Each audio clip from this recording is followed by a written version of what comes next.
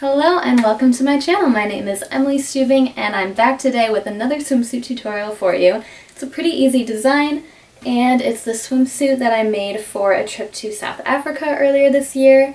It has these two straps going through the top on each side for an extra little detail to make it a little special. And then I just made some regular bottoms that tie at the sides to go with it. So I'm going to show you how to make both the top and the bottoms today. Should be really fun and easy, and it's a nice, simple, yet a little bit unique triangle bikini to wear this summer. So I hope you like it, and I'm going to get started.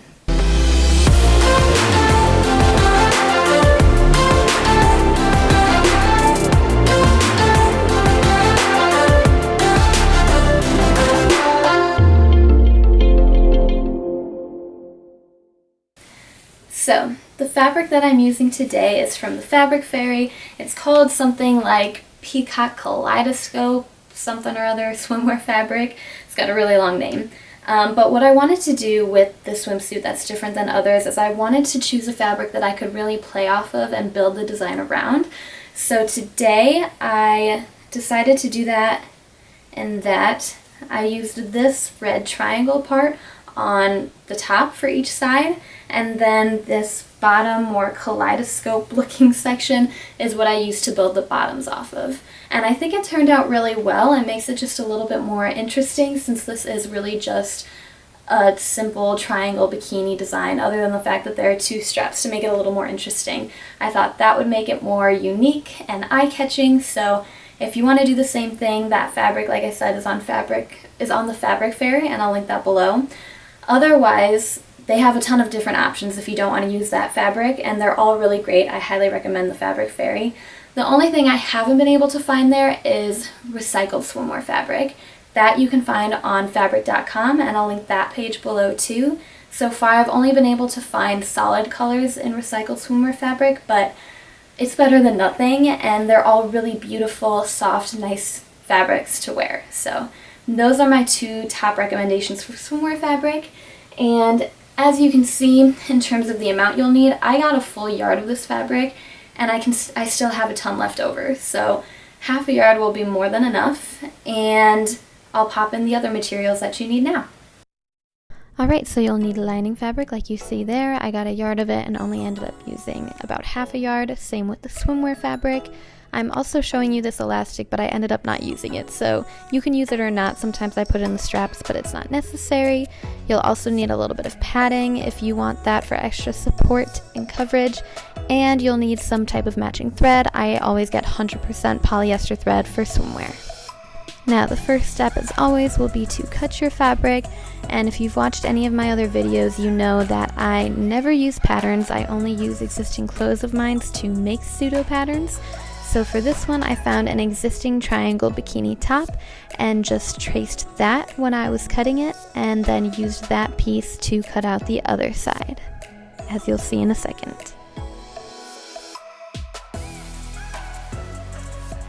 I also use those pieces as sort of patterns to trace for my lining fabric as well. So cut two more pieces just like that out of your lining fabric too.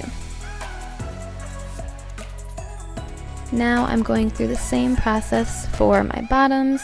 For each of these steps, make sure to line them up on your fabric wherever you want the pattern to be. I was very specific about this, like I mentioned earlier, but otherwise you just fold it in half and trace around existing bottoms to create your pattern. Do this for the front and the back, and then use those pieces to cut your lining fabric as well. Now you're going to cut several straight strips of fabric for your straps. You'll want one really long one to go all the way around your body and tie it at your back. You'll want two long ones for the straps, and then two for the sides on the bottoms. Now we're going to go ahead and start making our straps, which is a super easy process.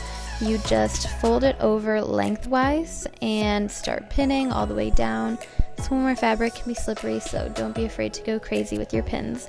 And then you're just going to sew with like a 5/8 inch seam allowance all the way down that side.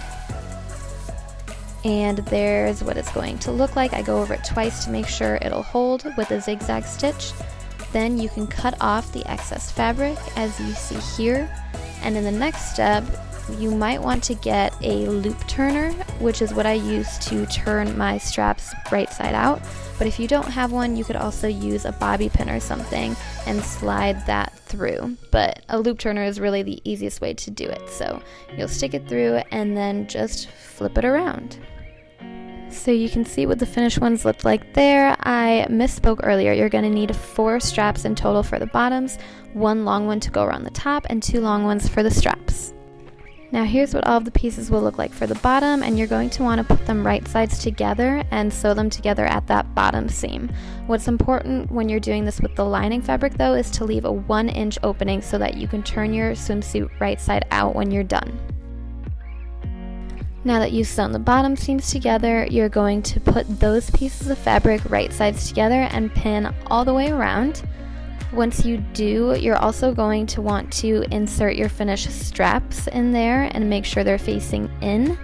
So you'll see me doing that now. You'll be able to see it better when I do those next two, but make sure to just sandwich them in between your 2 pieces of fabric and sew through all layers of that.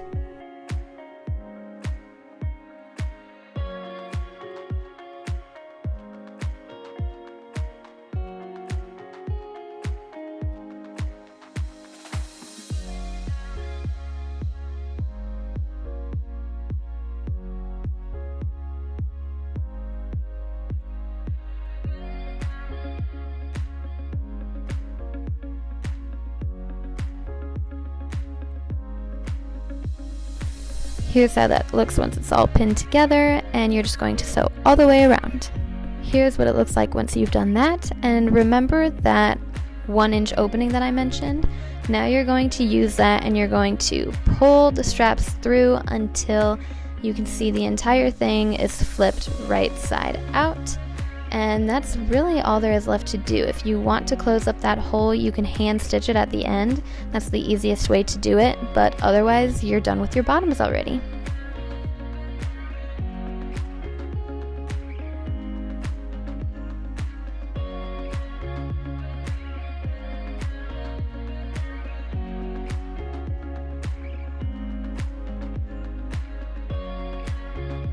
Moving on to the top, you're going to do the same thing in that you put them right sides together, and then you're going to see me pinning all the way around, but what you're going to want to do is only sew the 2 sides and the bottom, not at the top. So I'll point to that at the end, but yep, just know sewing all the way around except in that one spot on each of them.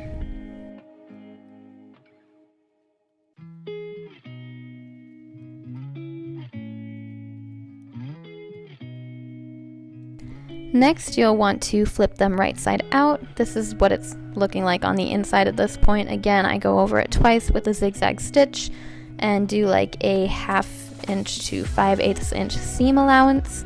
And now you can see how I'm flipping it right side out. And with the corners, you're going to want to use something pointy, like a pen or a pencil or something, to point those edges out, which you don't see me do here, but I do afterwards. So don't forget to do that step. And that's it for that. Now that you flip them right side out, the next step will be to do a straight stitch across that bottom edge. So you can see me pinning it there to make sure it's laying flat and everything. And then I just do like a 5/8 inch seam allowance and do a straight stitch across on each of them.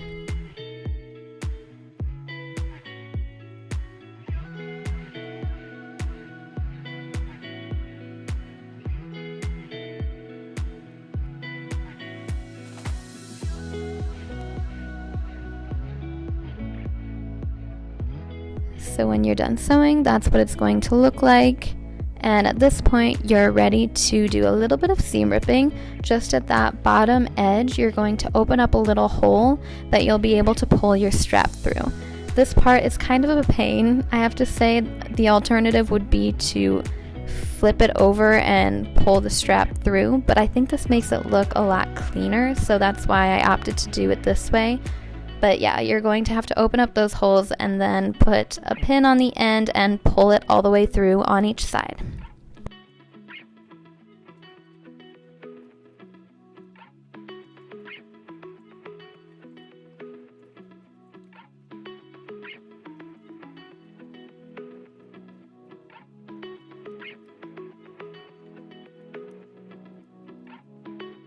So this is what your top should be looking like at this point, and this is the time to add padding if you want to.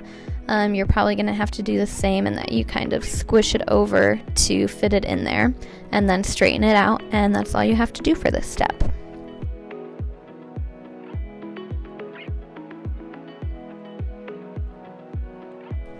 Once you've got that sitting in there nice and smooth, we're moving on to one of the last steps, which is where you will fold over that top part and then do a straight stitch across. And that's where you're going to pull the strap through at the top. So do that on each side, and then we're almost done.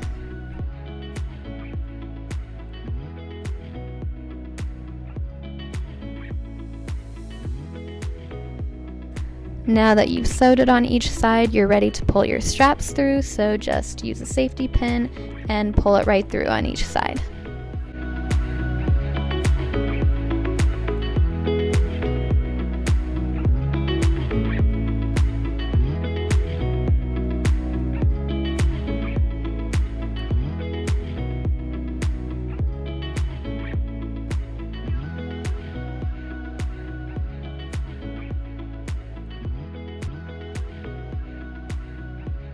Hello, I'm back with Scout.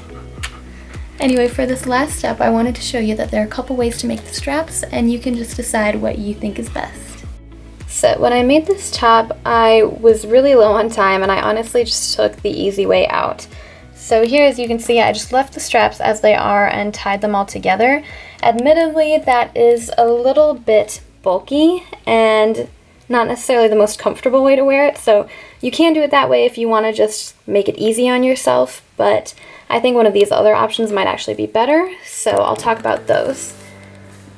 What you can also do is you could attach one to the other like I've done with this swimsuit, so you would just sew it underneath, as you can see here, and then it would lay flat as you have it on. If you don't want to do that, you could also attach the straps to the back strap by just forming like a little loop and sewing them on there, which is clearly what I've done with a couple other swimsuits. So there are lots of options, and I'll just let you decide what you think is best. Once you've decided which method you want to do, that's it, you're all done, and here's the final product, and here you'll see me wearing it in South Africa.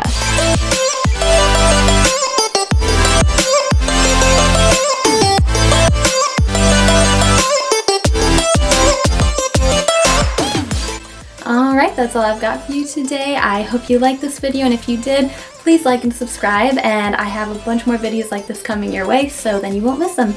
Anyway, if you do decide to make this, please let me know if you have any questions or need any help. I would be happy to answer your questions and to help in any way I can. And I can't wait to hear how it turns out.